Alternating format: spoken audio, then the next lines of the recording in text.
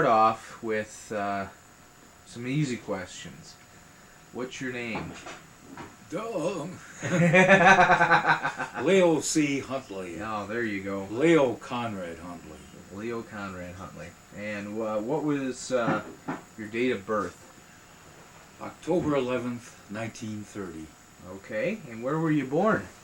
Detroit, Michigan. Oh, do you know how much you weighed at birth? About 100 and... Nah. I think it was around 8.5 pounds. Okay, here you got 7. Oh, really? Yeah. Gee. Didn't realize you'd have the test answers right here, did you? No. All right. And were you born a healthy baby? Yep, a healthy boy. Oh, good. And what were your parents' names? Christina and Ernest Huntley. Do you know how old they were when you were born? To be honest with you, no. Do you have a general idea at all? Oh, I would think they were, I believe Ma was about 32 and Dad probably was 40 in there. Oh. Okay. Was there anything unusual about the circumstances of your birth? Well, anytime a genius comes along, it's... No, not really. I was just a healthy boy. Okay. Let's see. Does your name have a special meaning? Special meaning?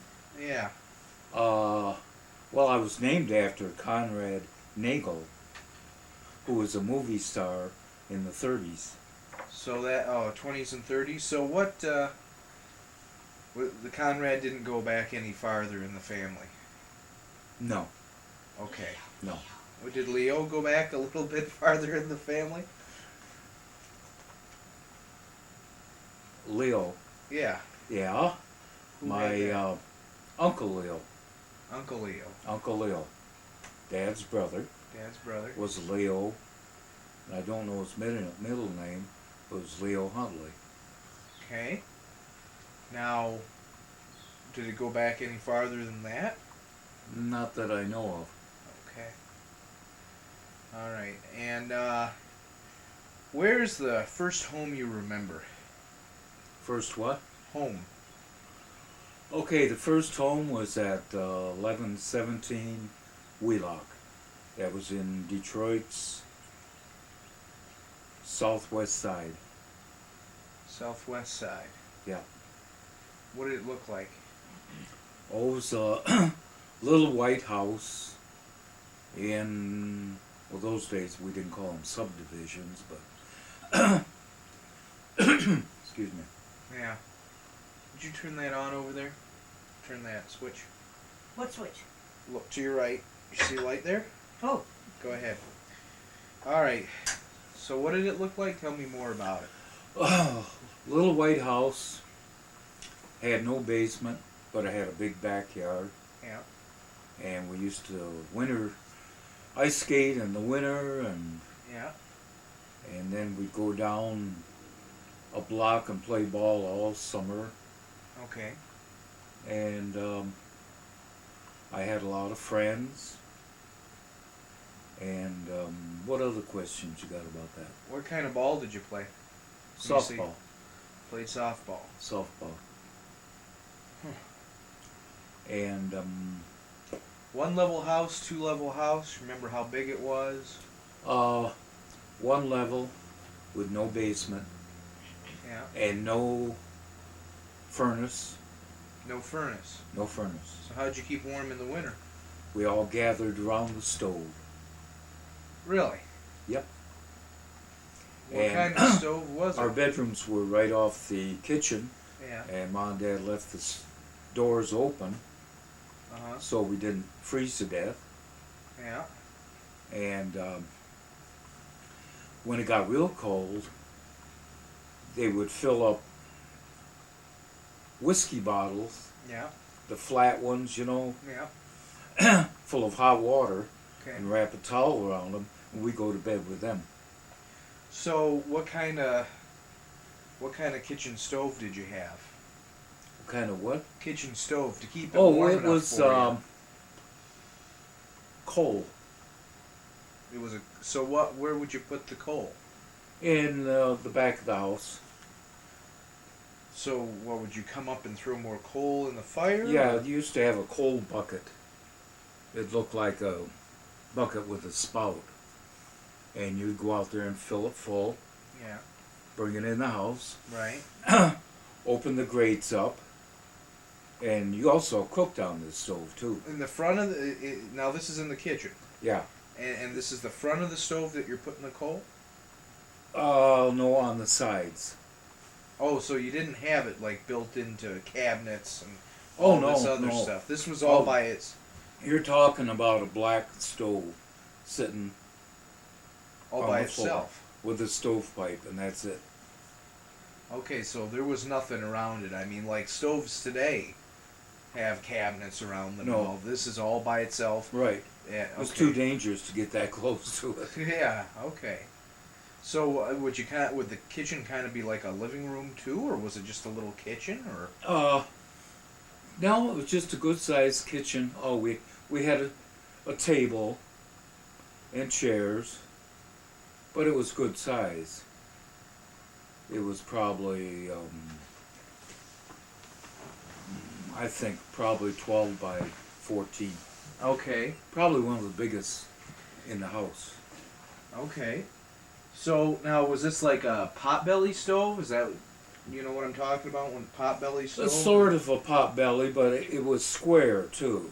Okay. It was made for coal and cooking and baking So you'd have coal stuffed in the house and heating. and heating, and so you'd have coal stuffed in the basement, or well, not the basement, but the back of the house. In the back of the house. How often did you have to get coal? Probably in the wintertime, 3 or 4 times a day. Something They'd like that. bring coal through. Oh, yeah, but from the back, you'd order Yeah. it, and when would they come? You'd order it, and the truck would take it, put it in the back in the back of the house. Then, as you needed it, you'd get it by the bucket load. So how much did it cost? Do you know? Oh, I have no idea. Who were your neighbors? Well, on the left side of us, there was the Lesters. Now, they always babysat with me if Ma went shopping. Yeah. I would come home from school for lunch, and they would make the best tuna fish sandwiches in the world. Oh yeah. And I was about, let's say, 12 to 14 blocks from school. And I'd have to come home for lunch and then go back to school. So you'd walk, We walked. Oh, yeah. Nobody rode anywhere, even during the winter. even in the winter. So in the winter in Detroit, big ice storm, you walk to school. Yeah, we just had galoshes on and off we'd go. Nobody went with us. Nobody went with you for 12 or 14 blocks in southwest Detroit. Mm-hmm. They ever close school because of the ice or snow or anything like that? I can't remember when they ever closed the school. Yeah. I can't remember ever staying home. For any reason. What about when you were sick? Oh, yeah, when I got sick. Oh, okay. But I don't remember even getting sick. Of course, I don't remember a lot of things. So, how many people do you graduate with? At that little school, you mean? Yeah. Well, that was elementary. Yeah, probably, I'd say about 20. 20 people in your high school graduating Oh, well, class? not high school. Oh, okay. No, I'm talking about intermediate or grade school. Okay. We're talking about on Wheelock. And I was at the age from when I was born till about 10 years old. Okay. All right. So I won't ask you. We'll go back to that. So now that was the family on the left, the Lesters. And who was on the right? right where the Colahans. Mr. Colahan, compared to our little white house, he had a brick two-story home, which was really nice. And he owned the party store across the street from him. Mm-hmm. And he's the guy that, when you went in there, he had like an ice cream parlor. Yeah. And he's the one that divvied out the scoops of ice cream. He had a couple chairs and tables there. And he sold licorice and candy bars and popcorn and this type of thing. Yeah. Who was your best friend when you were a kid? Oh, let's see.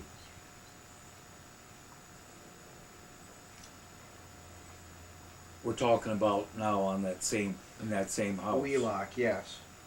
You know, I can't remember his name. I really can't. He lived right down the end of the block, though. What was he like? Oh, he was a nice kid. He wasn't as tough as I was, but of course, most of them weren't. Well, how do you know they weren't? Oh, 'cause we fought. Did you? Not really fight, but wrestling and, you know, stuff like that. And A lot of boxing? boxing, wrestling, and everybody was fair in those days. You know, No cheating, huh? yeah. And I played a lot of ball, like I said, down the end of the street. We had an open field, and if you hit the ball too hard, it went on. There was tracks. We'd call it down to the tracks, and the tracks were built up Train about tracks? 30 feet in the air on soil, and there must have been, at least 12 to 14 sets of tracks. Now, all these tracks led into Detroit, and they split off to go into the slaughterhouses, to Ford plants, and that's where all the trains come. So you lived next to 14 sets of railroad tracks? Within a block, yeah. Must have been a lot of trains. Oh yeah. Sometimes there'd be 3 or 4 going by at once. Wow. And then we'd be playing ball, and if you could hit the ball and hit a train, you were doing pretty good, because that would be a home run. How many times a day were these trains going by, you think? All day long.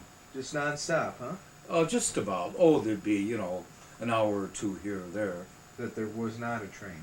But right, But then, because they'd be coming into the fruit terminals. Mhm. We just happened to live where all these trains come from out of state, and they were coming into Detroit, and they'd be veering off to the fruit, to the slaughterhouses. Cows would be going by, all kinds the of whole stuff. thing. Who were your other friends? Do you remember them? Yeah, there was.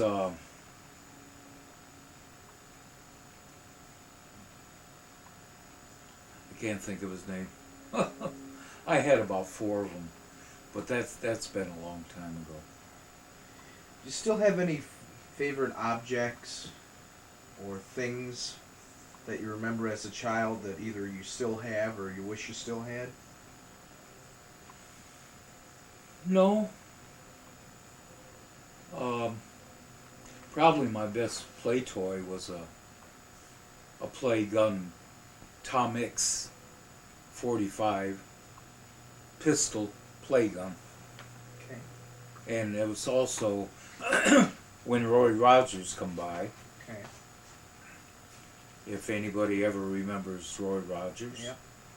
Or Red Ryder. Red Ryder. Or Tex Ritter. Or Lone Ranger. Mm-hmm. Actually, when it's coming back now, I had probably a gun from each one of those. Did you? Yeah. Guns were big in those days, but we knew they were toys. Yeah. That's the only difference. You don't remember anybody getting shot with real guns or anything like No. that? Never. You didn't never played with real guns either. No. How many real guns did you have in the house, you think?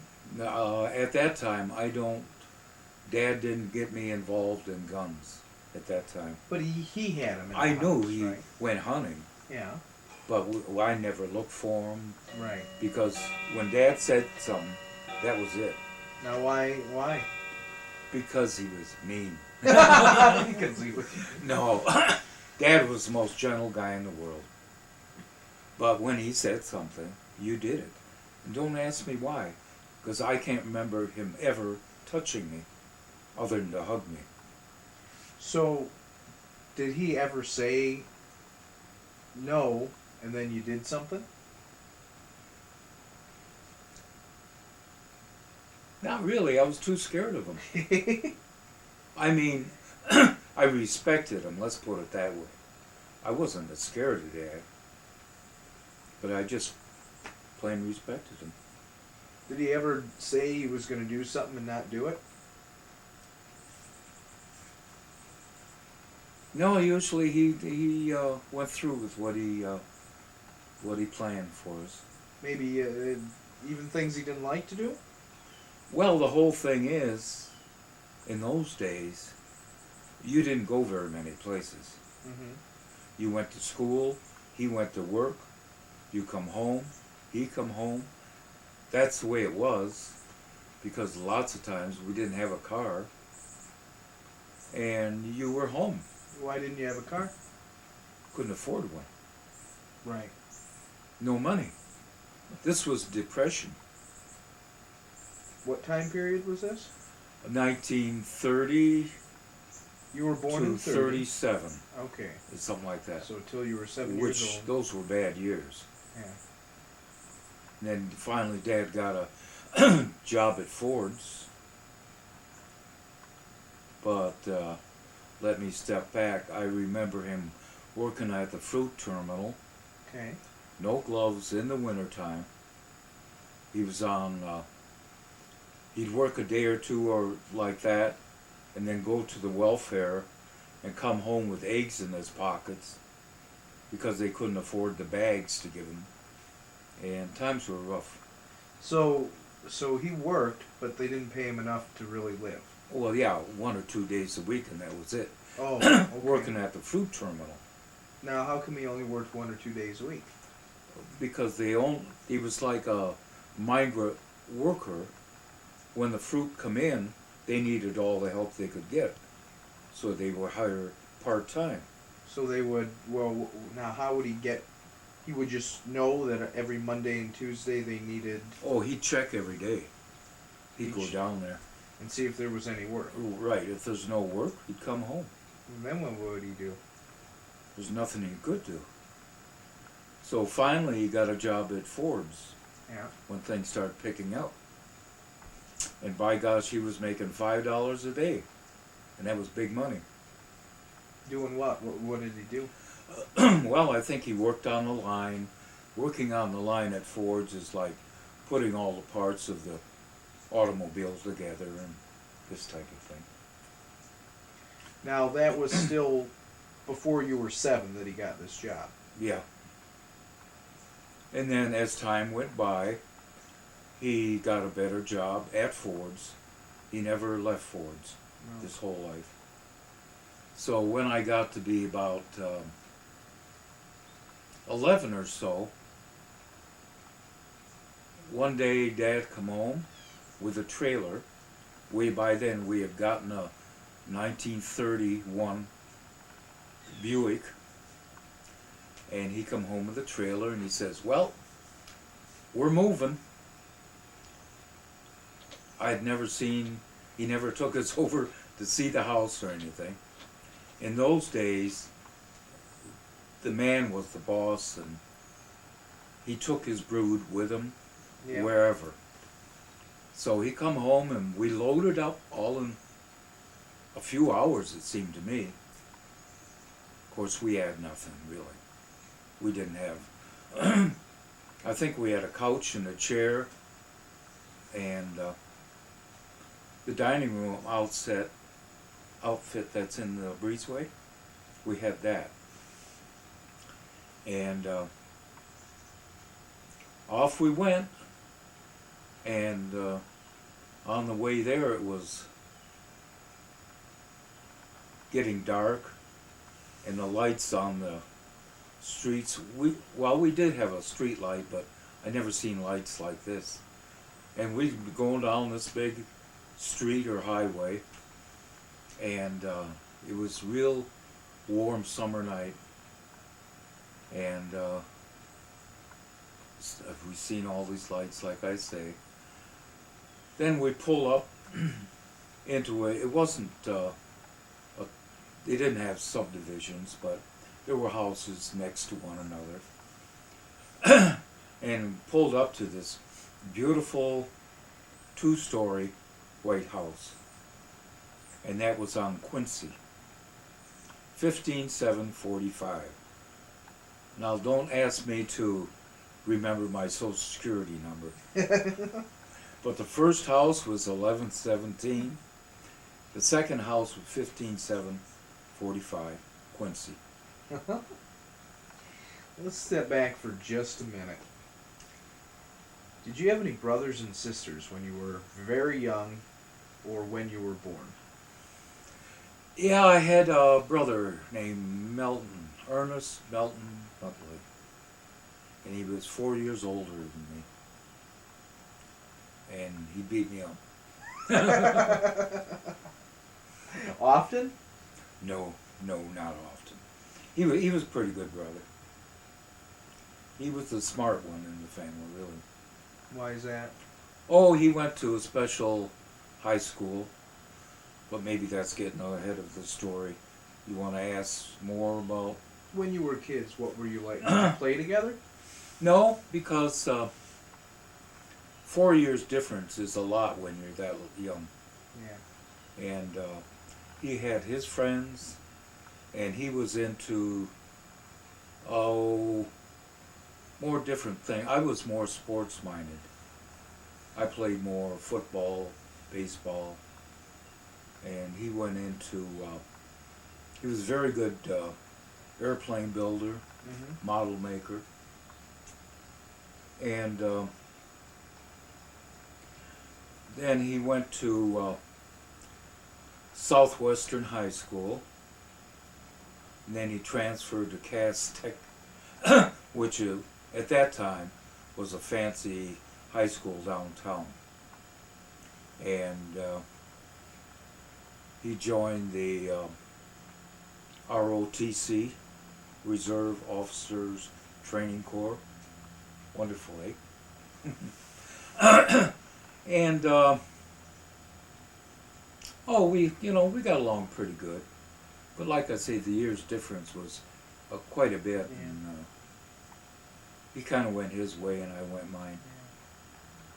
Yeah. Now, when you were on Wheelock, did you have your own room? Oh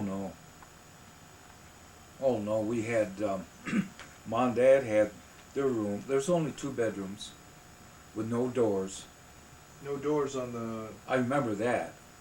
I don't ask me why. Oh wait, there was a door on Mom and Dad's bedroom, but the bedroom we were in, there was no door on it. There was just drapes. Oh, you had drapes. Yeah. And in that bedroom, Melt had a twin bed, and I had a twin bed, Okay. and the cat had a twin bed. A full twin bed or no?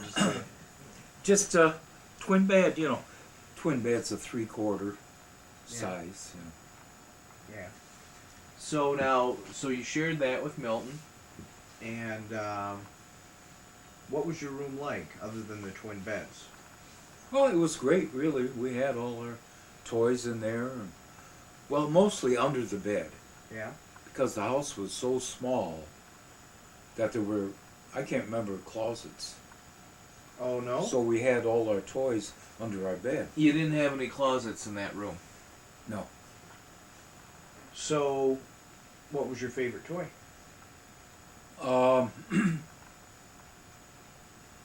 You know, I have to say, and I hate to keep going back to it, because you think I'm a maniac about guns, but my favorite toy was a wooden rifle that that I had, and I can't remember. I got it for a Christmas present, I guess. And we'd go down to the same baseball field, and we'd play soldiers. So everybody did that, really. Yeah. Oh yeah. Yeah, everybody played with those, with the toy guns and all. Oh that yeah. stuff. Well, there was nothing really else to play with, Yeah. except we played marbles Yeah. and catch and stuff. So, remember what color your room was? Oh no. Did you have paint on the walls? Was it wood? Was it Well, it was paint on the walls, plaster? plastered. Yeah. Dad kept it clean. He was. Dad was a very good painter. Your great grandpa. What was your favorite game? Softball or marbles or just anything? Oh, my favorite was definitely softball. I was the star of the school, You were I can honestly say. Yeah, at what? Batting, catching, Uh, what? everything. Oh well. Just all around. Yeah. And it never even occurred to me that I was until, and I'm not bragging or complaining, I was picked for the all-star team almost every year I was in grammar school. And this one year, I was picked again for the all-stars, and for some reason, I was coming in late. And when I walked in the room, everyone started cheering and just made me feel real good. That's You know. great. So okay, we can win now and all this, and that same year, that same time, we played a school that was in Fort Wayne. Fort Wayne is a little fort inside Detroit, Okay. and it's military operated, or used to be. Yeah. And we played them that day, or within a day or so of that time. And we weren't used to somebody pitching the ball real fast at us. In our day, it was almost like blooper ball. What's blooper ball? Well, when you throw it high and the pitcher throws it high and lets you hit it. Oh, okay. Well, the pitcher from Fort Wayne was a real fastball pitcher. And he struck out a couple of our guys, and we couldn't figure this out. And I thought, if you're going to do that, I'm going to knock this ball right out of this place. Well, he threw the ball to me. We had a fence. And if you hit the ball over the fence, it was automatic home run. Yeah. So he threw that ball, and I hit it, and it didn't quite make the fence, but it hit just before it, and it bounced over it. Oh. A 6-foot fence it bounced over. I couldn't believe it. And then one of the guys from Fort Wayne ran over to our teacher and said, "Did you see where that little kid hit that ball?" Now, this how old is were you? the honest God truth. This all happened. How old? Probably 8 or 9. Something like that. So what was the first present you remember giving? And do you remember who it was to? First present I gave? Yep. Oh.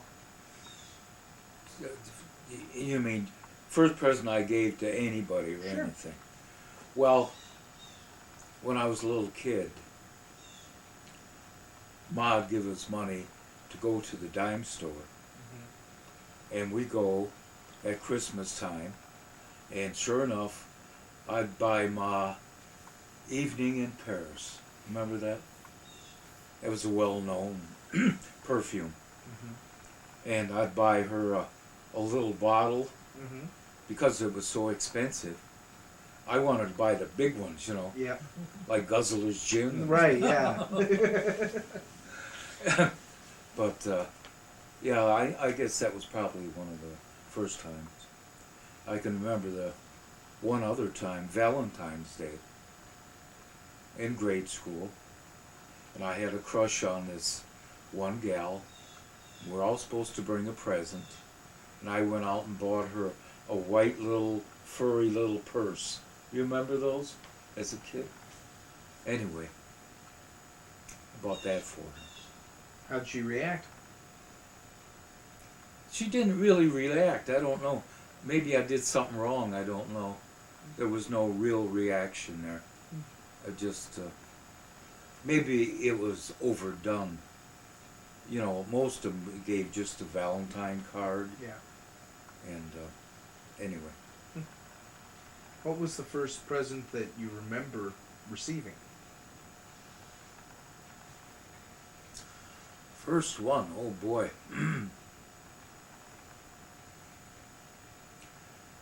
Might have been ice skates. Ice skates. But not the ones you know. These had 2 runners on them. Oh, yeah? And they clamped onto your shoe. Oh. Mm-hmm. Yeah. Do you remember that? Oh, yeah. Were you pretty good at ice skating? Oh, I was very good, yeah. Were you? Yeah, just ask me. No, I was. Because, again, we didn't, no TV, no radio, Yeah. no nothing. So you had to entertain yourself. Now in the wintertime, like I said, we had a big backyard, Mm-hmm. and we make all that ice rink. How'd you make an ice rink? Well, you take the tractor. No, no tractors either. No machinery. You take shovels, and about 3 or 4 of us would scoop and push the snow back till we got down to the grass, and we get all that and make mounds all the way around it, and then we turn the water on, and we'd stand there and we'd spray it. And at first, when you spray it, you use well, you didn't have a soaker. You put your finger over the hole and sprayed it that way. Yeah. And then when that froze, you switched to number 2. And you'd spray it all down, get it all icy that way. Once that froze, then you let the water run all night long. Oh, wow. Didn't burst any pipes doing that, eh? No. Split any hoses or anything like that? No. I can't remember that part. No. So that's where you learned to play hockey or just skate? I learned how to play hockey. I wasn't, I didn't care too much for the hockey for some reason. I was more into speed skating. Okay. So would you race or just skate around? Just raced in the backyard, but later on in my life I went into speed skating with the long blades on the skates. I don't know if you're acquainted with them, but speed skating has a great big long blade. And I used to go to the park and race. How old were you when you did that? Well, again, maybe I'm getting ahead of the story, but I was probably 16, 17. Oh. So. Were you on a team or anything? No. In those days, the speed skaters were individual, and we didn't have sponsors or anything like that. You just race one another. We raced one another. It was kind of organized, but there were no prizes or anything like that. It's just sport. What was your favorite book when you were small? Never did learn to read much. But be quite honest, I didn't... I know what they were. animal books. What do you mean? Well, like you see on TV nowadays, you'd get the animal channel. Mm-hmm. Well, they put out books, stories on lions, tigers, and pythons, and snakes, and all kinds of different stuff. And I used to read those a lot. Non-fiction stuff on animals, like literally saying Yeah. That's how they grew and the habits of an elephant and where they come from and what they did and history. yeah. I was kind of like in history, and I didn't like fiction much. History of animals, or you're talking American history, or Both. okay. Later on, it was history, but in the early days, it was animal, Mm-hmm. where they come from, what they did. Did you have any favorite stories? Any what? Favorite stories? Stories that were told to me Yeah. that would I like ask Ma to tell? No, I really didn't have any favorites, except my mother was a great reader, and she would almost put us to sleep every night by reading to us different stories. I forgot all about that. She would read us, the Black Stallion, the stories about wolves, or no love stories or nothing like that. Yeah. Just or Roy Rogers, or that kind of stuff. Did you have a secret hiding place?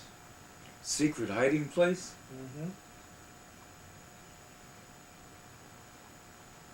Yeah, I guess the garage would. We did have a garage, and I guess that would be sort of secret. I didn't like to go in there because the rats were too big.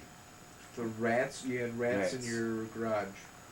Now, picture this: you're in inner city.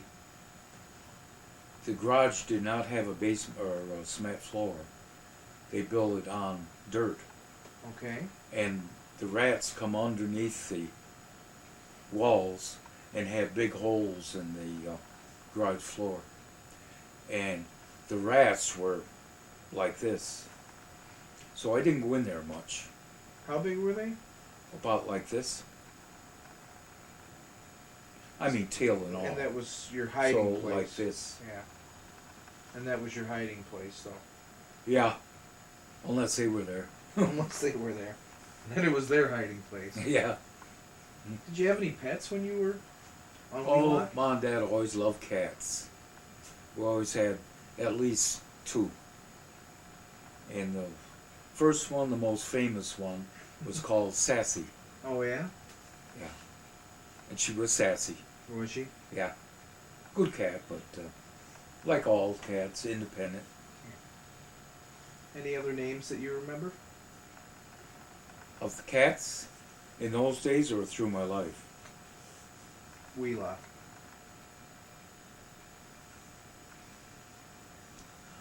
No, so I know there were other cats, but I couldn't.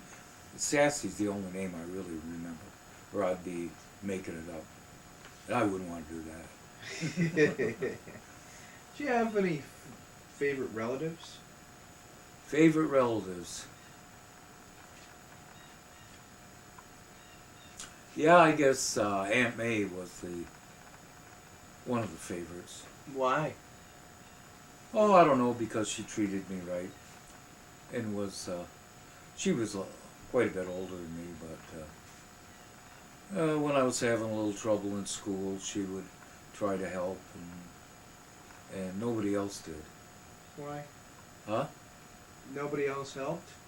Not that I remember, really. Yeah. Maybe I was just plain dumb, I don't know. But I guess May would be one of the favorites.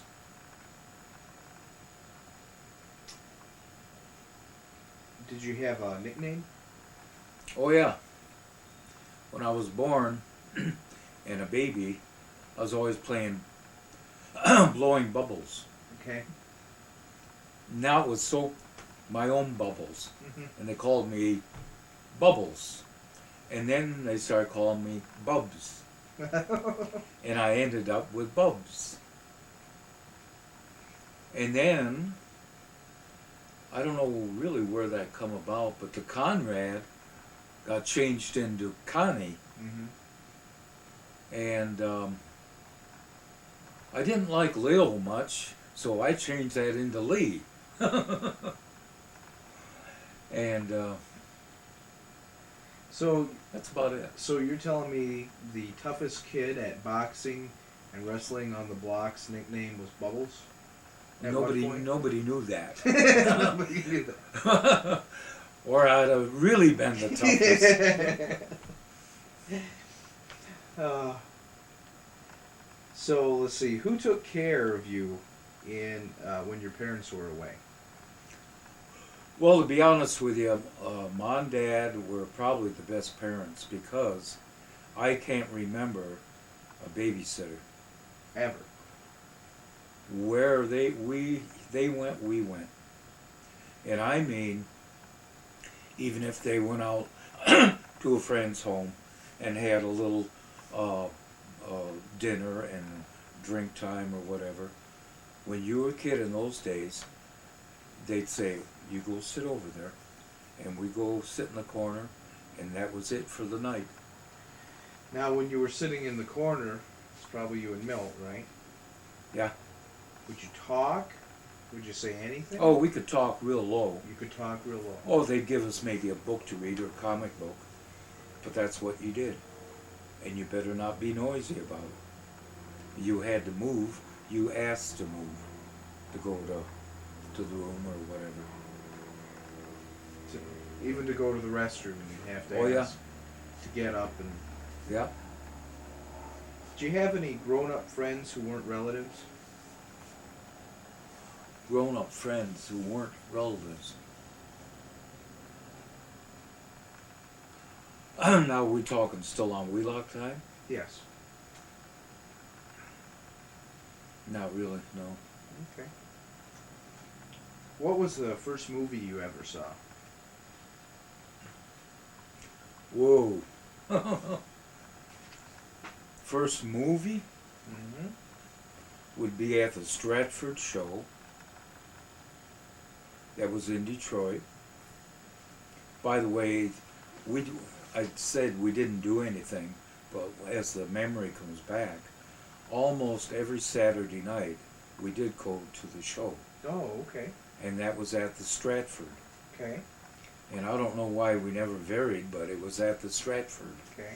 and it was kind of repetitious. We'd go, the show would start, Dad'd go to sleep, and we'd watch the movie. in that chain of command.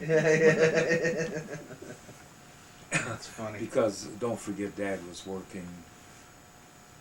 In those days, it went from 8 to 10 to 12 hours. Mm. Anyway, you asked me the first movie. The first movie you ever saw. Well, let's see. I can't hesitate on this. I'll make a guess. But I would think it would be with,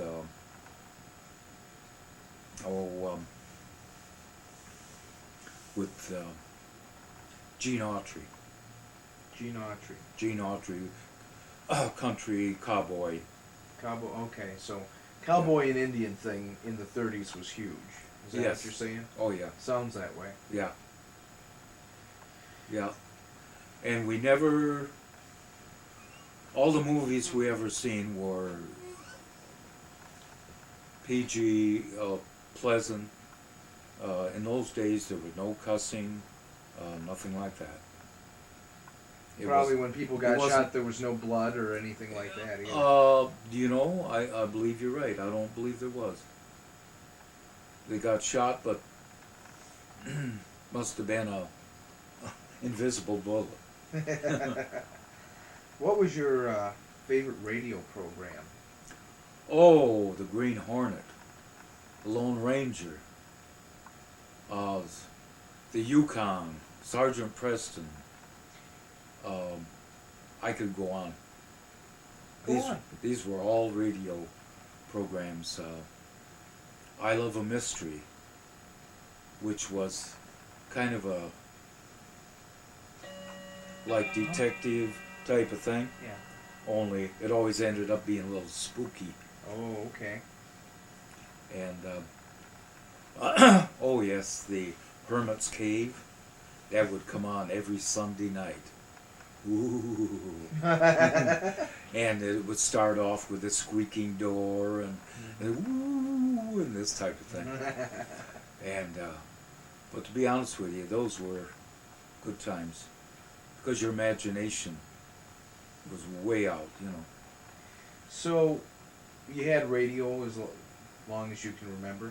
Yeah, be honest, yes. How about television? We didn't have TV till we got on to Quincy. So you were how old when first time you had television in your house? 12. 12. Yeah. You got any more questions on Wheelock? Yeah. What indoor games did you play? Indoor games? Yep. I was never much of a game person. But Ma liked to play Chinese checkers. Yeah, that was one of them. And of course she always beat me. Then I wouldn't go to bed then. But checkers, Chinese checkers, Monopoly. Not too far from some of the things, even nowadays, I don't imagine. Yeah. So, any other outdoor games other than marbles and softball and? Well, we used to play, I don't even know the name of it. We'd take our jackknife Yeah. and you'd sit on the grass like this, and you would start where you take your jackknife and you throw it, and it would have to stick in the ground, Uh-huh. and then you would take it and you would go like this to flip it, and take it like that and flip it, and as long you could keep on going right down your fingers like until you missed, and then the one that went all the way down, he would win the game. Wasn't that Mumbly Pigs? I was going to say Mumbly Peg. So, how old were you when you first got your jackknife? Got what? Your jackknife. Oh, I would say probably 8 or 9. Ever cut yourself with it? No, not that I remember. But don't forget, in those days, when I got a pair of shoes for the wintertime, I'd get a pair that would come up to the calf, Mm-hmm.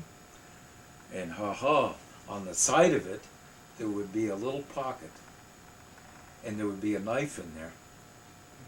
And when I bought the shoes, or Ma bought the shoes, she'd ask me, of course, now, do you like this pair or what? And I'll look at the knife that come with that.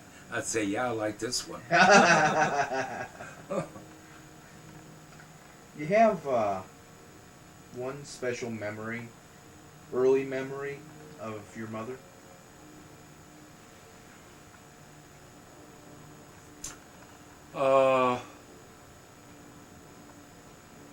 Just a special memory about her? Yeah, just something that stands out back on Wheelock. Oh, not really. Not other than she was a good mother.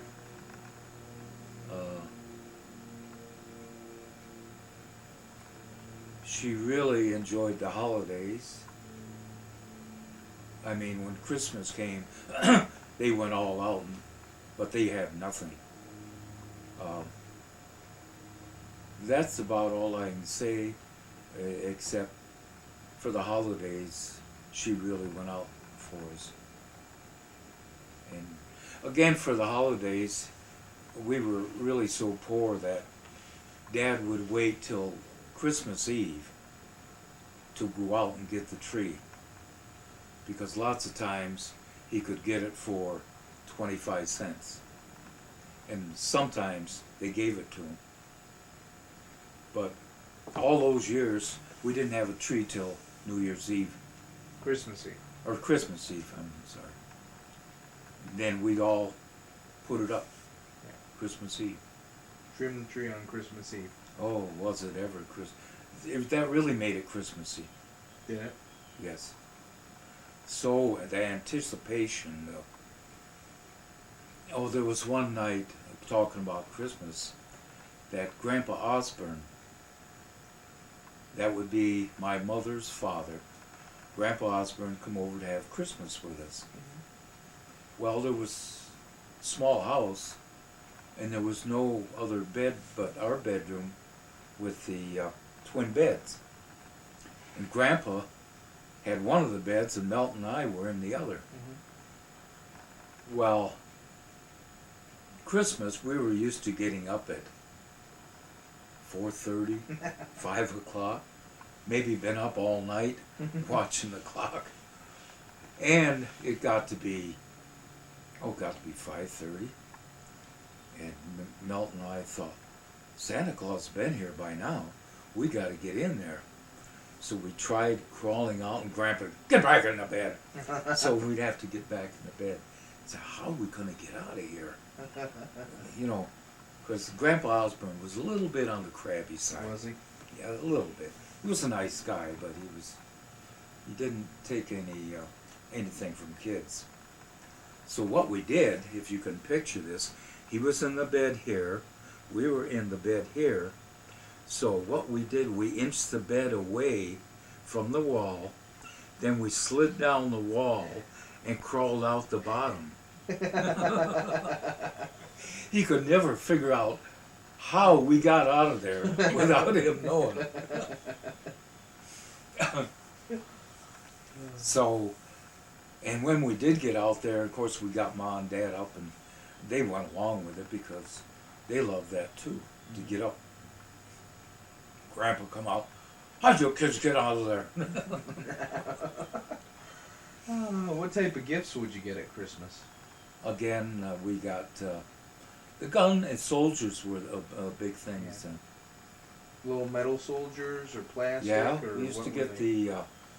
the cast lead soldiers. Yeah. We didn't have plastic in those days, but everything was metal, like tin or wood, but no plastics, no ceramics, nothing like that. You have any one special early memory of your father?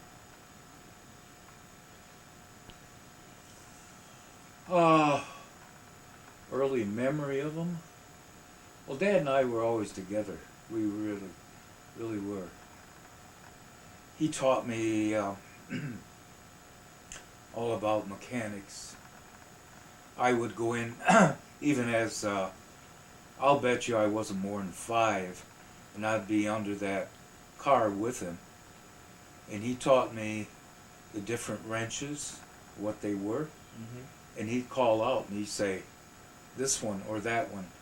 And instead of, the car would be pretty low, and he couldn't have all the tools with him, so he'd just stick out his arm, and I was like playing nurse with him. Unless I hit him too hard. And he'd say, wrench, 7/16 wrench. Well, I'm that young and I know that, but I could tell, oh, yeah, this one. It says 7 and 16. Yeah, that's it. And I give it to Dad, and he'd go, ow! Of course, I was just playing with him when I did that, but I did do that. And he taught me all about engines, and I guess that's the earliest part. All right. When he was working on the car, how was he dressed? Oh, you wouldn't believe it. I've seen him sometimes have a white shirt on and crawl under the car, but hold on, not only a white shirt, but a tie and a dress hat. Dad was he wasn't what you call a slicker or anything like that. He just always wanted to look nice. And even when he worked on the car, if you could picture this, white shirt, tie, dress hat, but he would roll up his sleeves so he wouldn't get them greasy. And he kept his shirt clean while he's underneath the car working? You wouldn't know he was ever underneath the car when he come out. There was no dirt on him. His hands might be a little greasy, but that's it. But he took care of them right away. And he was a top mechanic. All right, we're going to move up to your grammar school years. Well, what do you consider grammar school? Intermediate? Oh, wait a minute. When I was talking about the ball playing and all that, that was from kindergarten till the 6th grade. Okay. And what do you consider grammar school? Well, I don't know now. But the next school I went to was from the 7th grade to the 9th grade. And we called that intermediate. Okay, and then it was high school. Right. Let's think more like Quincy. Okay. Now, when I was on, just to go back a second, when I was at Wheelock, I did transfer from the first school to the second school, which was, can't even remember, but it was the 7th and 9th, up to the 9th grade. And you might be interested, I was in the Pinafore. What's the Pinafore? Well, it's a stage show of the, we were all dressed in naval uniforms, Okay. and you danced. Okay. He's now the thing of the Pinafore, and it's a very famous stage show. Okay. And I was in that, and then at that time I went into the band. Okay. I started playing the trumpet. Harry James I was not, but and I played a little ball over there too, but intermediate wasn't much on baseball. Now, from then on, we went to Quincy. Okay. So you went to two schools, and Wheelock was in what city? It was that was Southwest Detroit. Right, both of them. Both of them were in Southwest Both, Detroit. yeah. How far was Quincy from Wheelock? Oh, I'd say probably 12, 15 miles. But all were considered Westland, or all were considered Detroit? No, it's all Detroit. At that time, was Westland part of Detroit? No, there was no Westland. Oh, there wasn't. That was a field somewhere. Yes, definitely. So Detroit was. So you were in Detroit. We were in Detroit. Okay. What people would call the city of. Okay. Yep. So, what school did you go to then? Do you remember the name of it? Yeah, we got over on Quincy on that warm summer night, and the next thing I knew, they put me back into school. Darn it. And it was post-intermediate. And that was from the, well, I guess it went from 7 to 9. But just switching from the old one. 7th Anyway. to 9th grade. Yeah.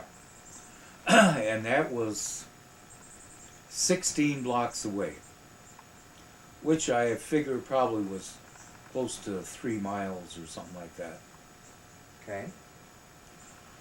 And I entered the band there, and got into drafting, and I played ball again, and I don't know, what's the next question? Let's say elementary through intermediate. Okay, this is all pre-high school. So anything before 9th grade. Do you remember any favorite teachers and what was so special about them? Yeah, there was a couple. When I was, like I said, on the all-star teams and everything, our teacher for the team and everything, for sports, was a woman. Okay. And she really encouraged me. And she pushed. I didn't even know she was pushing, but she did. And I can't remember her name. And in the probably 8th grade, over at the other school, there was a math teacher. I wasn't very good at math. No. I ended up good at math, but at that time, I was getting very confused. Anyway, we're into the protractor for angles and things like this. And Wilkinson was her name. She looked like a big, to me, a blonde German woman. Okay. And she wore the pigtails. Uh-huh. And you didn't fool with Mrs. Wilkinson. And but she took a liking to me. But like a hard love liking, Yeah. you know? Yeah. You straighten up or else. You can do it. And that's about what she told me. I said, not me. And all the kids would laugh, and I guess I was pretty slow in math. And anyway, I remember this one day, she gave us all a protractor, an angle thing, and at that time for me it was pretty complicated. And she gave us time to do it, and we did it. And she says, she called on me, and she says, "What's your answer?" And I went, and I told her, and all the kids laughed. She says, "What are you laughing about? He's right." And I thought, oh my God. That's funny. And then there was one more after we got to Quincy. The music instructor was a little Jewish fella, Mr. Siegel. Doesn't sound Jewish, but Mr. Siegel. And he encouraged me. He was also the head of the dance class. First time I ever danced with a female, or you know. And he encouraged all of us to don't be shy, see all the adults dance. So he played the, you know, classic music, and he'd have us dance. And, What kind of dancing did you do? waltzing, mostly. Once in a while, country, but I didn't care for the country stuff too much. What were your favorite subjects? Didn't have any. I played ball. Gym, eh? That was... Gym. I always, no matter where I went, got an A in gym. Yeah. And in the band, I'd get a good mark. And history, I got a good mark. And drafting. I was good at drafting. But go ahead. So, other than the military dance, not the play, military play. Oh, the pinafore? Yeah.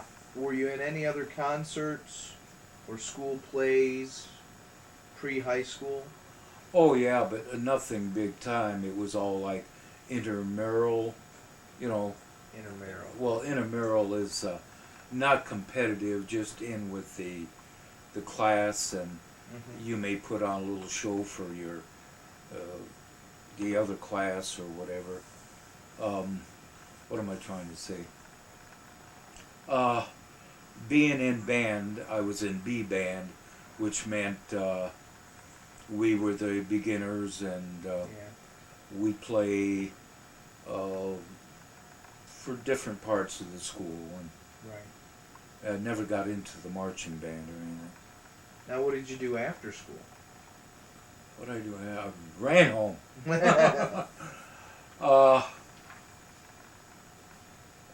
Well, I'd go down. We lived not too far when we were on Quincy. Quincy is not too far from the University of Detroit, Mm-hmm. which had all their athletic fields. And guess where I was? The athletic fields. I Eh? play ball. I play ball. And, well, if it were wintertime, I'd go down there because they had all the rinks, Mm-hmm. huge rinks, all public. They have bonfires by them every night. The city had come by and drop the wood, and we could light the bonfires and maybe have marshmallows. In those days, there were no drinking.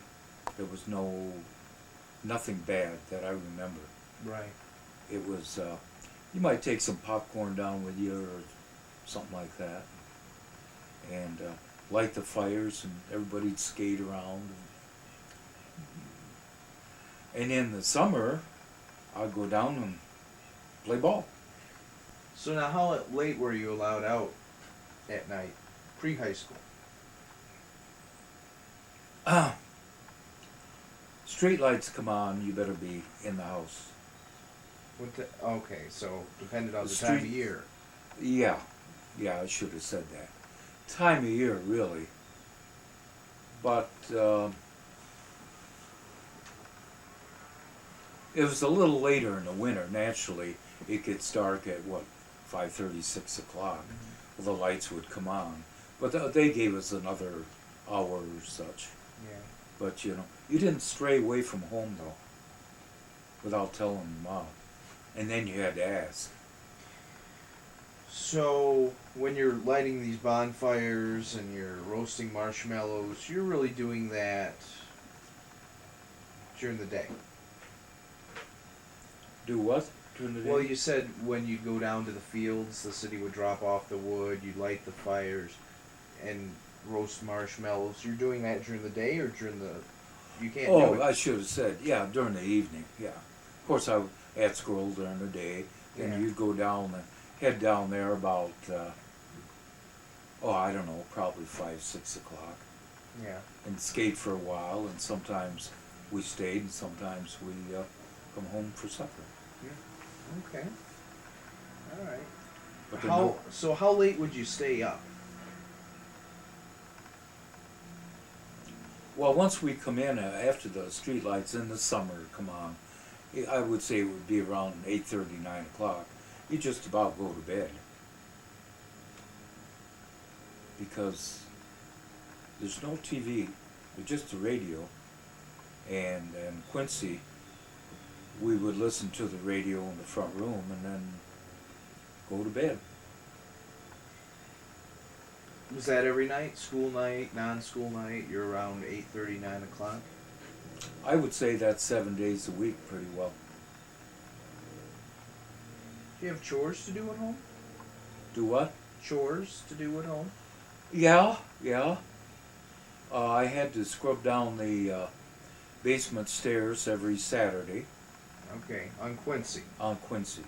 Right. Now, on Wheelock, no, because I was kind of young there, and I don't remember doing much there. But on Quincy, I was given some jobs, putting out the garbage, scrubbing down the stairs. Scrubbing down the stairs. Yeah. How do your stairs get that dirty? They really didn't, but Mom and Dad were pretty clean. Okay. And You weren't like keeping coal downstairs or anything Oh, like yeah. that? Oh, okay. So that's... Yeah. okay, let's go back a little bit, maybe on the Quincy, the Quincy home. It had a big coal furnace. Okay. On the side of the house, there was a coal chute, Uh-huh. and they'd pull in the truck, Yeah. and the coal would come down, and I'm trying to get Mom's attention here. Give him some coffee, will you? Please. He's having a fit. Why didn't you hold the cup up? I did. You're not making eye contact. You're watching him, which is fine. That's good. So okay, so they back up the truck and they put the coal in the closed chute, a coal chute, which was a door on the side of the house, and it would go into a room down there, Yeah. which had it was all boarded up, and it had a full wall except at the bottom it was only about like this. Yeah. Well, as you shoveled it, the coal would come down, and then you'd throw it into the furnace. Okay. The And- furnace is downstairs. The furnace is in the basement. Okay, so you have no reason to bring the coal upstairs. No, Okay. no. But the whole thing is, if you've ever been around coal dust is you get it on the bottom of your feet, and you'd have to go down the basement during the winter, maybe 2 or 3 times a night, Yeah. to shake it. It was a big furnace and had the big stick here, this big rod, shook the grates and got the fire going again. Oh boy. And then naturally you'd be stepping in the coal dust. Mm-hmm. We try to keep it clean, but that's almost impossible. Right. So that's why the stairs got dirty. That's why I had to wash them every Saturday. Here, I want to put it down somewhere. Very good, thank you. All right, so you clean the stairs, and what else?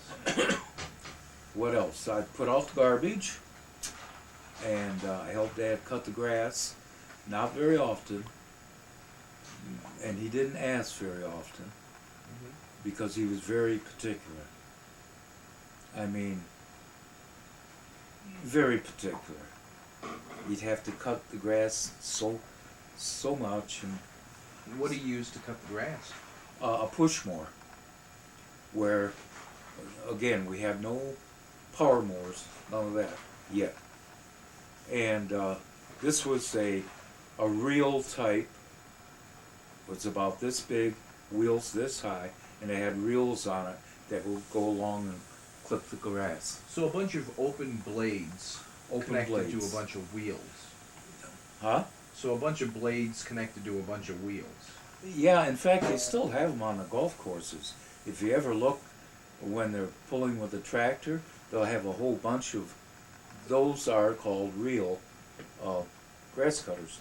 Now, did they have any stickers that said "Don't stick your hand in the blades that aren't protected"? Well, you know, it's funny. Those days, everybody had enough sense to keep their hands out of there. Yeah, no covers on the blades as they're spinning, right? No. What, do you take any summer vacations?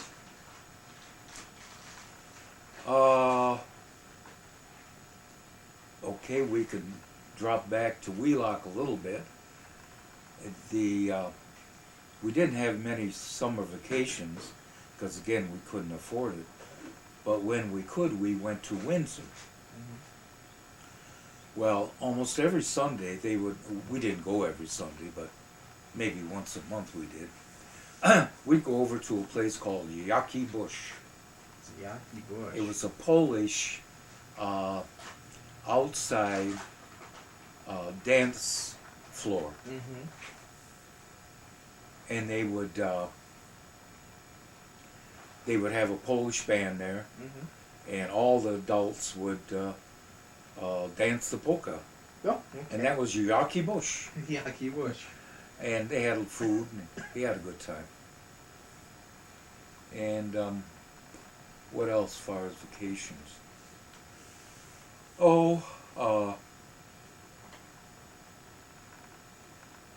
As far as vacations,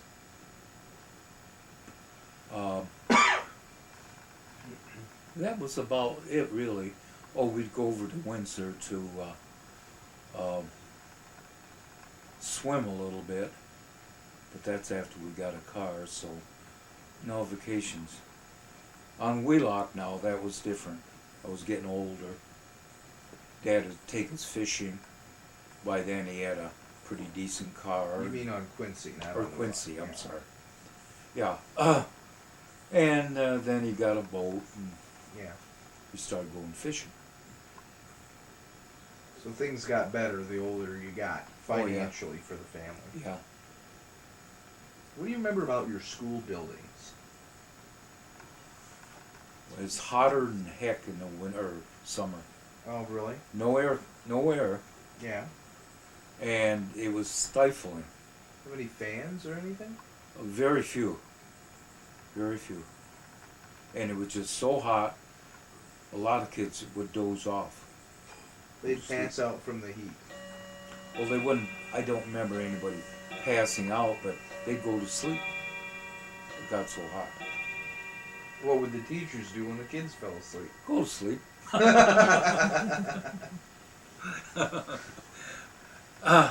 No, they. I can remember them going out and getting their hankies wet with water and coming back and putting them around their neck and stuff like that. But then, by the time it got hotter than that, it was August or summertime and ready for vacation. Did you get an allowance? You said you got an Oh yeah. some kind of... Started off, I got a dime a week. That's great. Yep. Then when I started washing the basement floor or stairs, went up to 25 cents. And eventually it was up to $1 or something like that. But that was later on. How old were you when it went up to $1 a week? Probably 15, 14. How did you spend it? Very carefully. Well, I don't remember. I think it was just Mom and Dad supplied the show stuff at that time, and I think it was for pop and stuff like that. So they'd take you out to the show and they'd pay for it. Yeah. It wasn't your money. But you'd all go as a family. Oh yeah. Always. Never had a babysitter. What high school did you go to? Went to Cooley High in Detroit. Where who was your favorite high school teacher? I really didn't have one. Really? No. Because I really didn't like high school. Why? I don't know why. I think it's because I felt, yeah, I know why. I felt alone. The teachers, the kids there, it was so big that nobody knew I was a good ball player. And it was very non-personable type of thing. Did you have a lot of friends? Oh, I had a lot of friends, but they didn't necessarily go to school. Oh. Your elementary school went in different directions? They didn't all Yeah. go to Cooley? Right. It was in that type of area. Some went to McKenzie, where Melt finished his high school. Oh, so he went to a different high school too. Yeah. After we left Wheelock now, he was going to Cass Tech. And when we got to Quincy, he got transferred to McKenzie. Okay. Why, I don't know.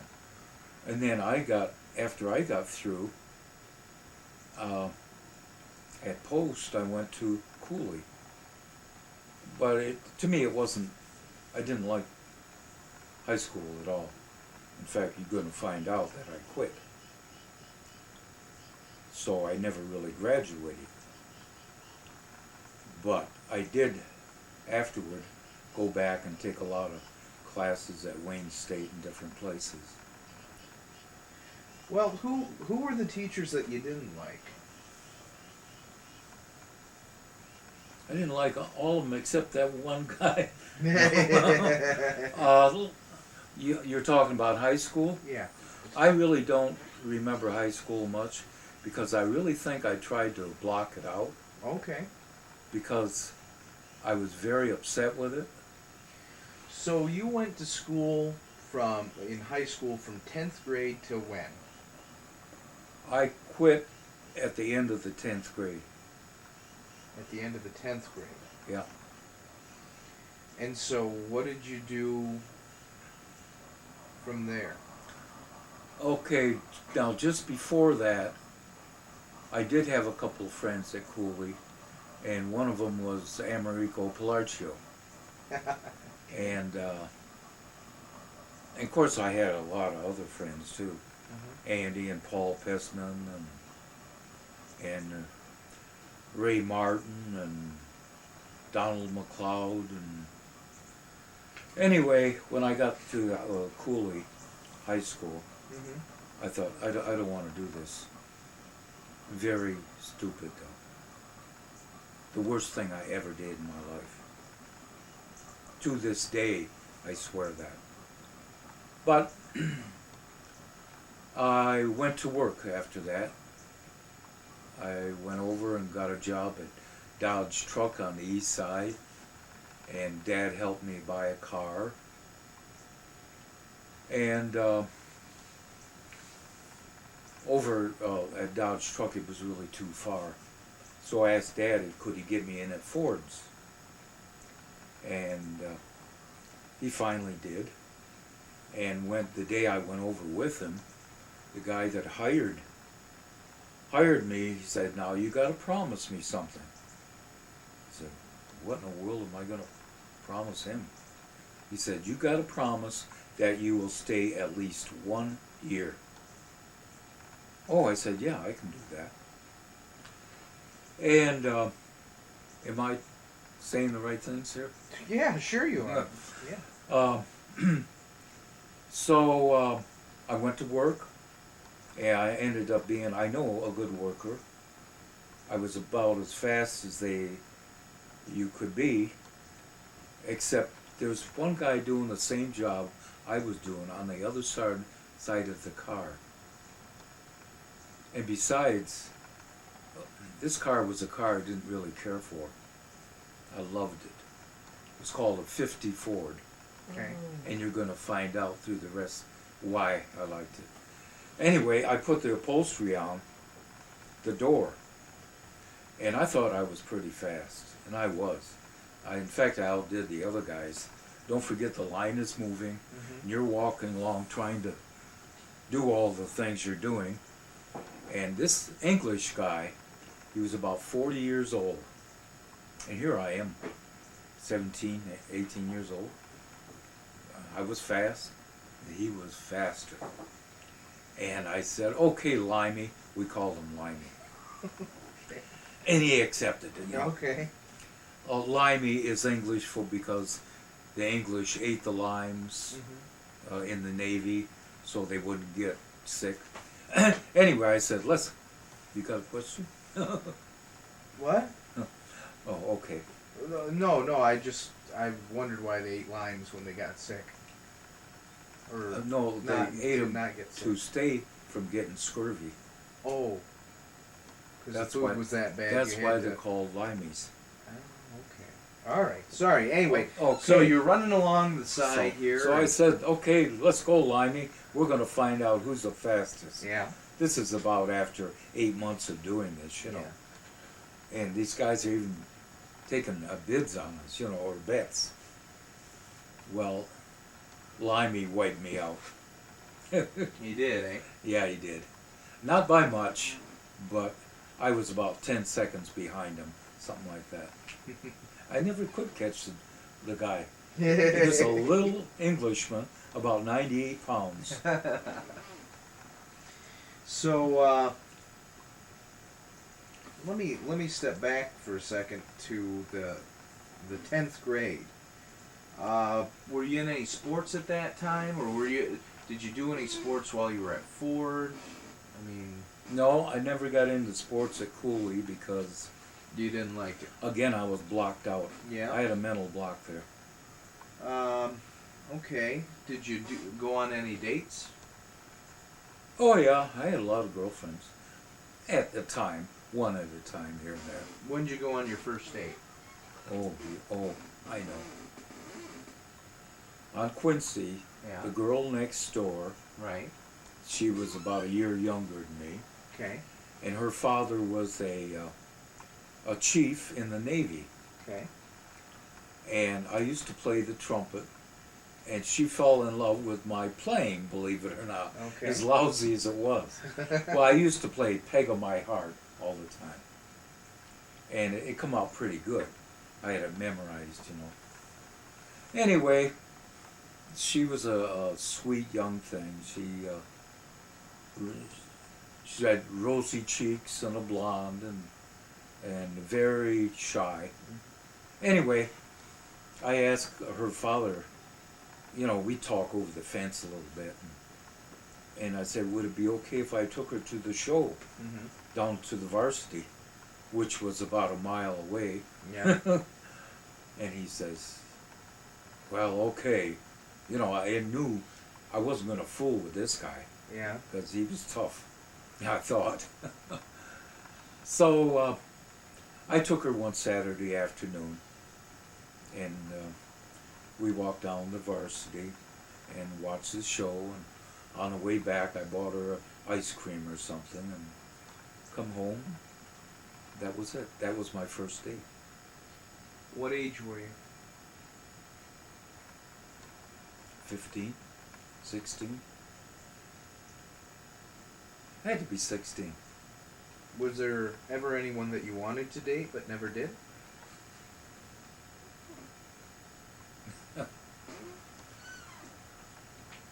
No, not really. No. No. So you worked, let's see. Which one of your friends during this period of time had the most influence on you? Oh, I guess Andy, really. Andy was my best friend, I thought. But he was at that time. And, well, actually, there was, like I said, 4 or 5 of us, and we were all pretty close. It really wasn't any best. No 2 guys ever went alone and dropped the other ones. Yeah. It was all of us together. All 5 of you always went everywhere, huh? Yeah, yeah, pretty well. So, did you go on any summer vacations at that time? No, not really. We'd once we got our car or 2, we'd go out to the lake and spend the day or evening out, say at Pontiac Lake, Cass Lake. Mm-hmm. These are all local lakes within 10-15 mile of us. And then we'd start taking they weren't girlfriends, they were just part of the gang, kind of. Yeah. It wasn't a gang, don't get me wrong. There's nothing bad with this outfit at all. It was all nice people. Mm-hmm. But these girls start hanging, like you say, hanging out with one another. And in fact, we ended up like going over to one of the guys' houses, Don McLeod. His mother and dad would be there, and about 7 of us would come in and sit down and just hang out. Now, any favorite movies during this period of time that you'd go see? 16, 17? Maybe a little earlier than that. Andy and I would go to the Piccadilly, Okay. and on a Saturday afternoon, and we stayed through 2 matinees, Okay. and it cost all of about 18 cents. And Were you allowed to stay through 2, or you just kind of... they never said go home. Just they weren't that busy. If you can picture shows in those days maybe being 3/4 full or half full, that's the way it was In Detroit? in Detroit. And this one day we stayed and we saw King Kong. The original? Well, by the time we got out, we were bad. It was about, it was in the fall, and it was about 6 or 7. We thought, oh, we're going to catch it, you know. And it was getting dark. We both ran home. King Kong was after us. oh boy. Now, Or the Mummy's Tomb and stuff like that, you know. how old were you when you saw King Kong? I think 14 or 15, I would think.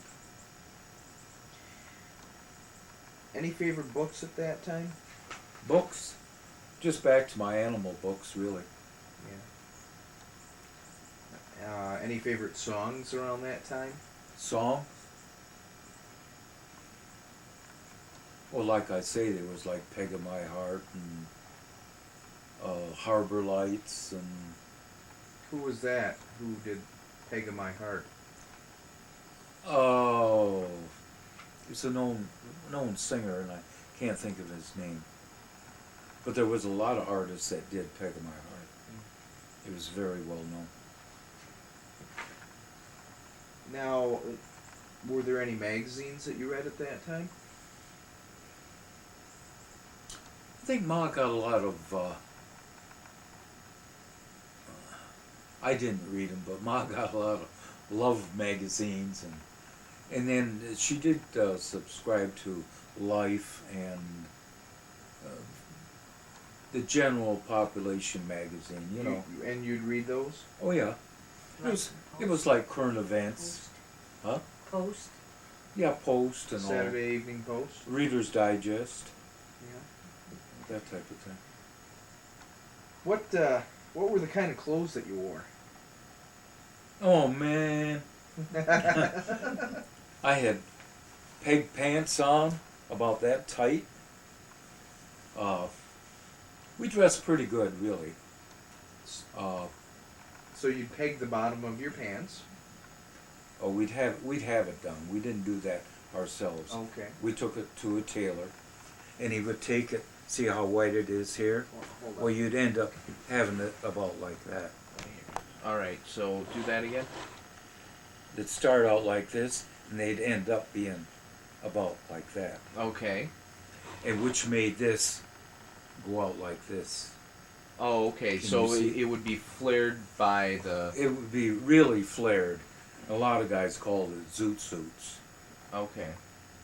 But this was called pegging your pants. Okay. So it was flared out by the thigh and it was pegged down at the bottom. Right. Were these were dress pants? Yeah. Pleated. Yeah.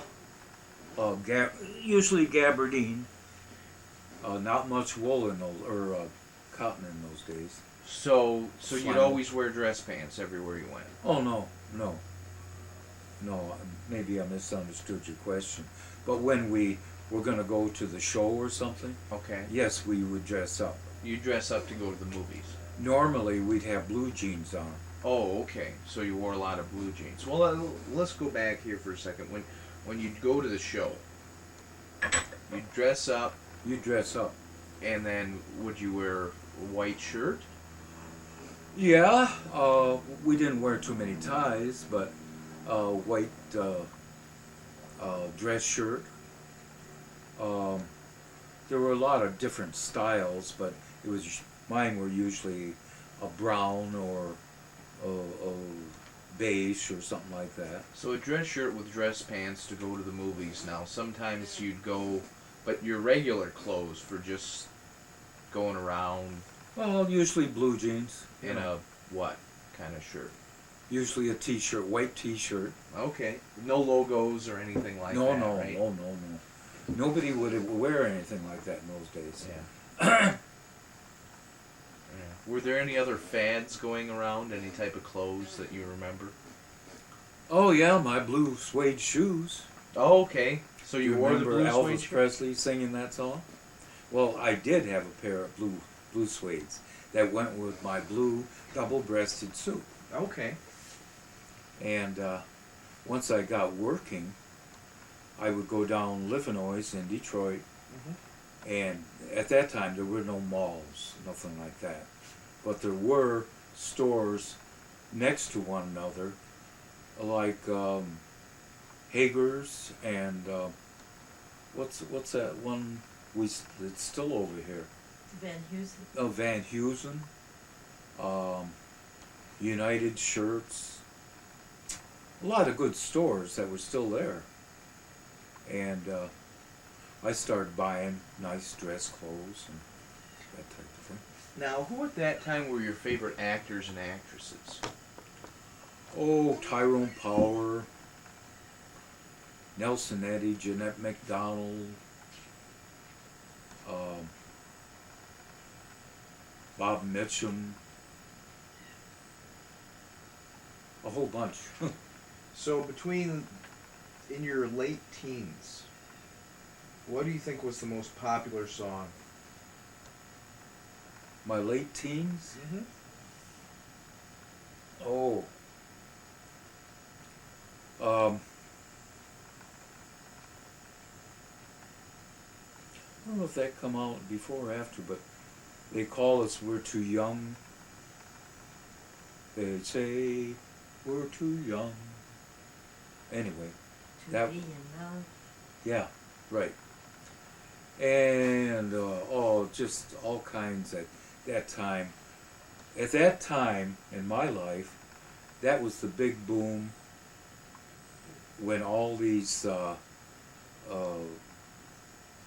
Victimone, all these singers were singing love songs, and they were singing them so you could understand them. The words, right. So what years was this? Tony Martin. So you were born in 1930, so this would be 1946 to 1948. Yeah. So this was just after World War II had ended. A year after. Yeah. Yeah, that would work out right, yeah. So what were the popular slang terms and phrases that you used all the time then that probably don't hear about anymore? I don't think there was really much, because I won't say man, because we never heard that. That was later in life. But I don't think we really had any. I really don't. Now, did you have a car when you were? I got Dad helped me buy a 1937 Plymouth. 1937 Plymouth when you were how old? I was going to Cooley High School. When Just you were started. 16. Just started Cooley High School. That was my first car, and I got my license at 16. So I was 16 years old. Okay. So this is 1946. You got a 1937 37. Ford. Plymouth. Plymouth, you said. Plymouth. Now, did you know how to drive? I knew how to drive, and this is one of the only times I did something I shouldn't have done, and my dad told me not to. I thought I was big shot, okay. So I was running around with Plarcio and the other big star, Bob Lippy. They were the big two fullbacks of the Cooley High School team. And say Ray Martin and another guy. Anyway, I said, hey, hold on guys, I'll drive you to school today. They said, oh great. We all got in. Dad had told me, now don't drive your car till I get it in the garage, because you need two things. You need universals on the drive shaft, and you need a clutch. I said, okay. But I didn't. I took it anyway. And I go get down and pick the guys up, and I think, this thing ain't handling right. So on the way to school, they were going, thump, thump, thump, thump, and Bob Lippy says, what do you got, square wheels on this thing? It was the drive shaft going. Oh boy. And sure enough, the bad drive shaft blew the clutch. Now I pulled over and we pushed it, and then went to school. And Did you push it to school? Told Dad, huh? Did you push it to school? No, we pushed it on the side street in Park. In those days, nobody would touch, that I ever heard, never would touch anything. And I don't remember if I went to school with him or went back home or what I did. But anyway, Dad and I come and we towed it home. And he didn't say anything to me. I apologized to him all over.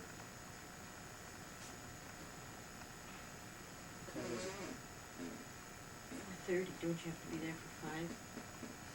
Oh my. Well, give us a few more minutes. I want to get to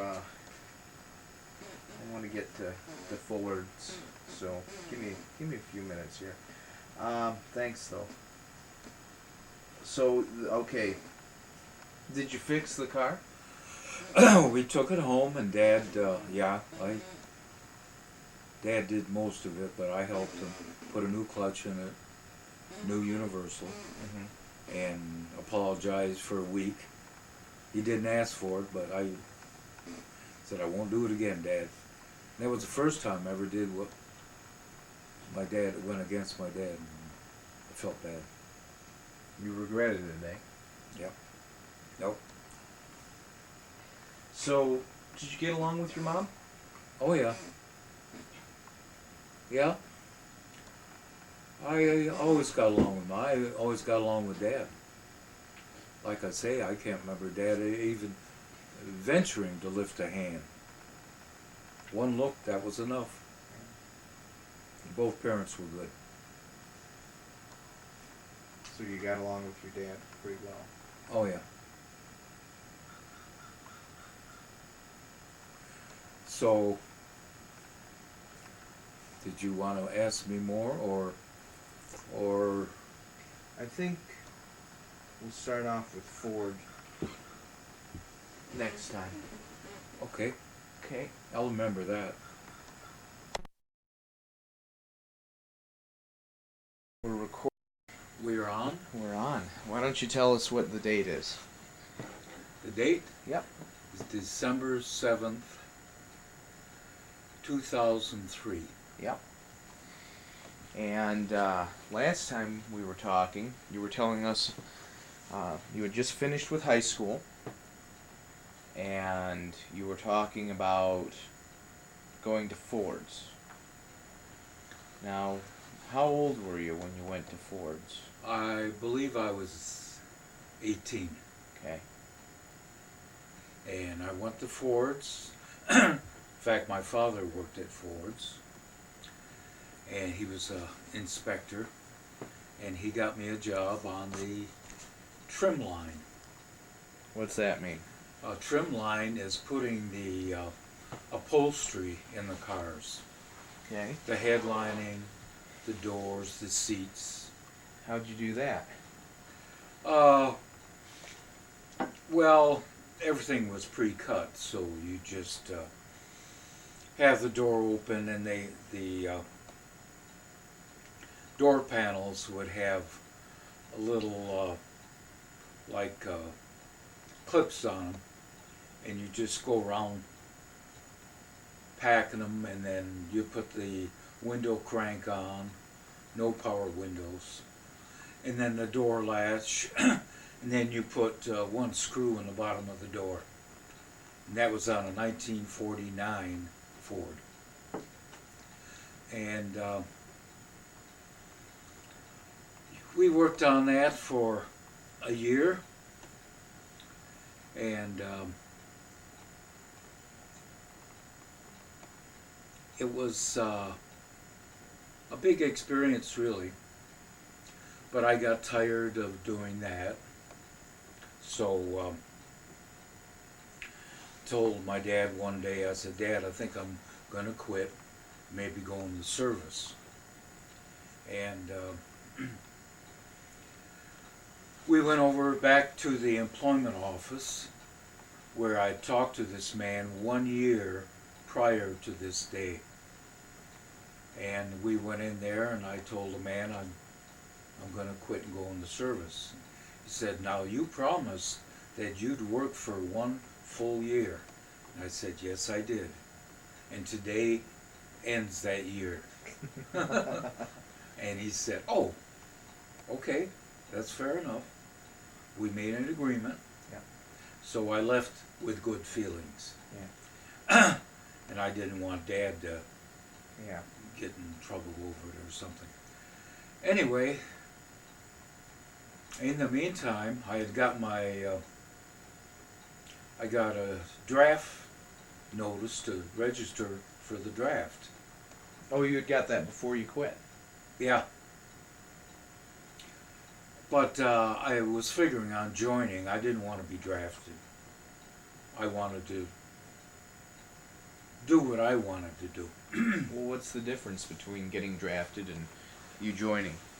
Okay, when you get drafted, 95% of the time, you go directly into the Army, and they give you a rifle, and they give you a hole to sit in. And Well, they don't even tell you when to duck, huh? that's right. So, I went down to the, I started off with I thought, well, maybe the Navy.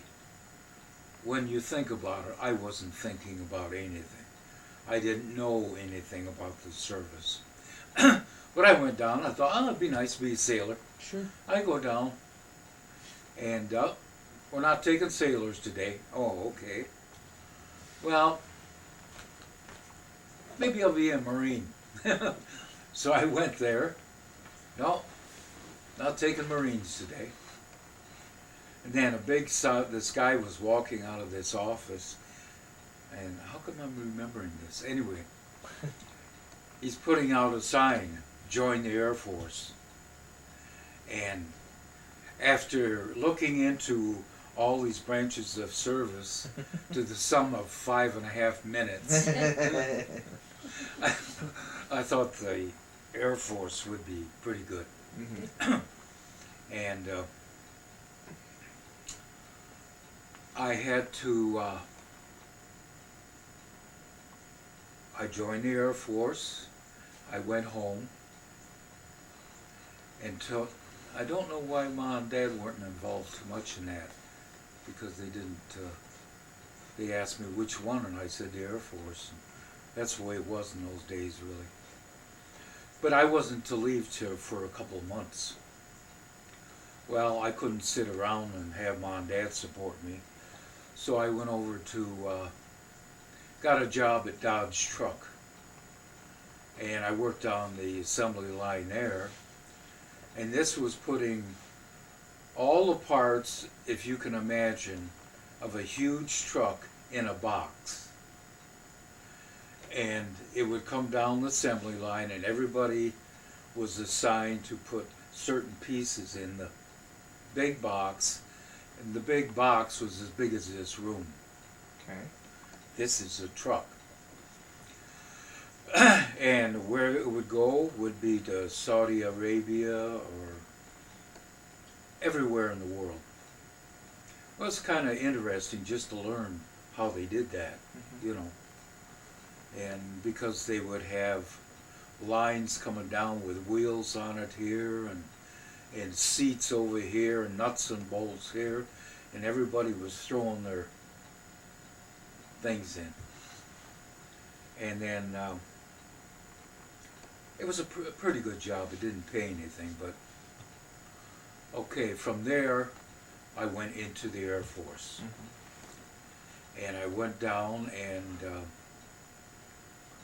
to Fort Wayne, which is in Detroit, and they put us on a C-47. And What's a C-47? a C-47 is a 2-engine cargo plane. Propeller engine. Propeller engine. Top speed of probably 145, you know, really fast. Speed of some cars. But come find out later in my Air Force career, it was known to have the greatest safety record of any plane ever. So I felt good about that. And we went down to Lackland Air Force Base outside of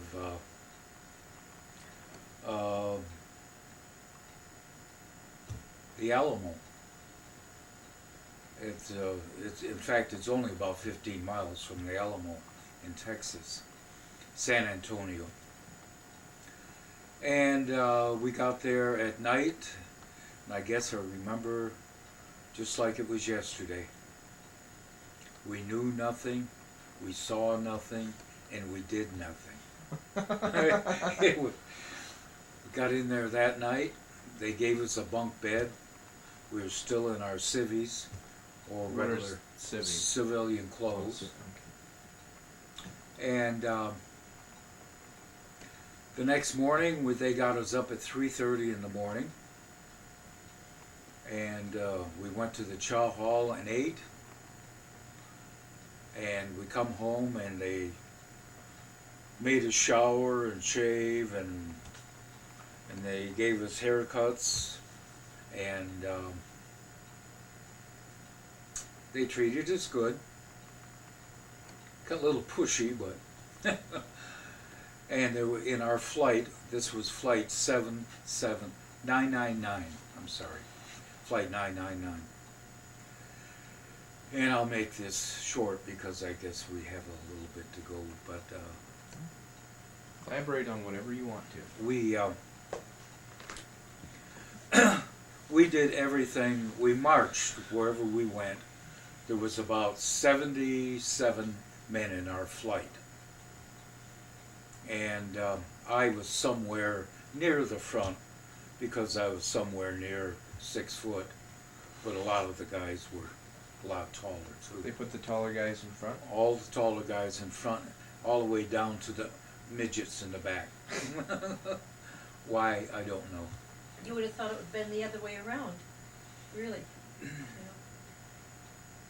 Well, they didn't. They put the big guys in the front. Taller ones, I should say. And there was an interesting fact that you may like to know. Most of us went in as PFCs. Not PFCs, privates. Okay. Plain privates. Well, come to find out, when the guys got issued the uniforms, some of the guys in our barracks were already sergeants, staff sergeants, technical sergeants. That's already 5 stripes. Then we start asking, well, how did you get this rank? And he said, well, I'm from the Pentagon, and they were making me go through basic training, so they offered me a technical sergeant's. So we thought, wow, you talk about pullers, stuff like that. Yeah. And some of them were reserve officers training, so they got corporal stripes. So not everybody starts at the bottom. So, in fact, we had a lot of guys with more rank than the guy that was teaching us. Oh, really? So from then on, we went to carbine training, to marching, to sitting in the schoolhouse for 8 hours a day, and they were actually teaching us, making sure we were reading and writing right, and giving us tests on what we were best at. And I didn't want to be a cook in any way. And that was the lowest score I got. I think they rated you from 1 to 10, and I got a half in cooking. Oh, okay. Because everything I put down Was wrong. So you my- kind of intentionally blew that test because you didn't want to cook, eh? So my highest scores were 8 in mechanical repair, and 6 in radio operator, and I forget what the third one was. Anyway, so it took us day after day in the hot San Antonio sun. We're marching. We didn't really know what we were marching for, but all of a sudden they started teaching us how to jive march. What's jive march? Well, that's what we called it back then. Well, you take 77 men walking down, or marching, and then they give us oblique, and that would turn us on a 45-degree angle. And then oblique to the left, that would straighten us out. And then they'd say, maybe double to the rear to the left flank march. Well, that would mean double to the rear, you'd go, turn around, come back, turn around, double to the rear, and then you go. What's double to the rear? Double to the rear is when you go like this, turn around, go like this, turn around again. Okay. To the left flank, after you got that done, you would turn left. And then they might say razzle dazzle, halt. And that means we would all, and picture 77 men doing this, is you're facing in the double to the rear to the left flank, razzle dazzle, halt. You got to remember all this stuff, because there's a lot of guys going to run right over your bum. Mm-hmm. So,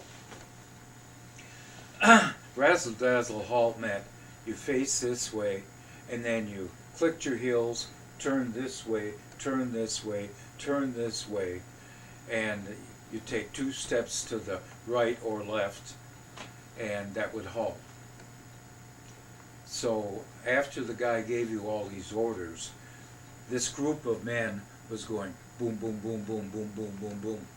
Well, nowadays you see it commonplace, like in the football fields, you know. All that stuff come from the service. So we go on. I think it took us 3 months, and they would tell you, now you got to remember your Air Force serial number. You've got to remember that for one thing, if you're captured or whatever. In the meantime, they gave us dog tags with our blood type and all that, because we didn't want to get injected with cat blood or something like that. So, this one day they stopped us, and just like that, they come up and inspected us. And for one, they asked me, what's your social security number? I mean, Air Force number. Oh, jeez. And I got all rattled. I knew it, but he said, "Okay, get out of line." So there was about 12 of us that screwed up in one way or another. He said, "Okay, KP for the rest of the day." So to this day, I remember it.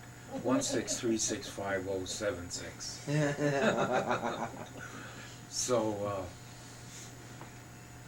after they did that a few times, you learn that if they don't take your number down, you have to go, to be honest, to the kitchen. But after a while, you go to the front door and you march through to the rear door, and then you keep going. But if they got your number or something, you can't do that. Right. But it was kind of a punishment thing. But the kitchen didn't need your help because that was all planned ahead. Right. So, okay, the end of basic training after, by the way, I scored pretty high on the rifles or carbines. I come in 3rd out of 77 men.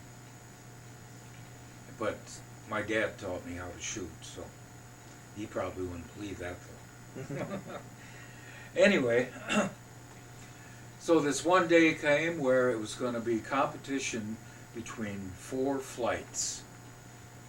I forget the numbers. One was, like 777, 888, 999, and 1007, something like that. 4 flights of 77 men. Well, we thought it was going to be the 4 flights. Here they march us to the flight line, which we weren't even allowed on till this day. And we march up, and here come General Mays, 4-star general, the highest rank in the Air Force. At that time, the Air Force had just turned over being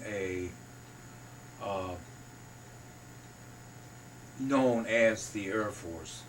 Before that, it was the U.S. Army Air Force Corps. So, Right, tell us more about. Okay, so you ran into the general. Okay, we're on the parade ground, come to find out, which is the flight line.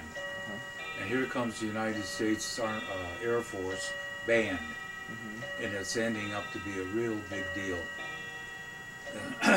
So we're being inspected by the top man in the Air Force, and our leader, who was a corporal, come running up and down the ranks real fast. He said, we got a correction, we got a correction. He may call for present hands, and when he does, you bring your hands up. So he's checking your fingernails to make sure they're clean. So anyway, who does he stop at? Me. And I go, boom, and thank God my fingernails were clean.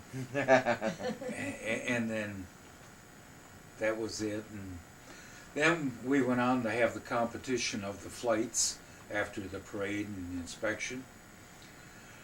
And we're all good flights, but we were marching in front of the general and everything. And at the end of it, we dispersed, went back to the barracks, and we're all waiting around to find the results come over the loudspeakers. And they said, well, the winner of it is flight 999. That was us. And we exploded. Which meant we liked our leader, which meant a sergeant for him. Oh, great. Well, hey, don't forget, they're all 17 years old, 18-year-old guys, you know, so this is really And that was something the, good. you can shut her off. That's the end of the Air Force thing.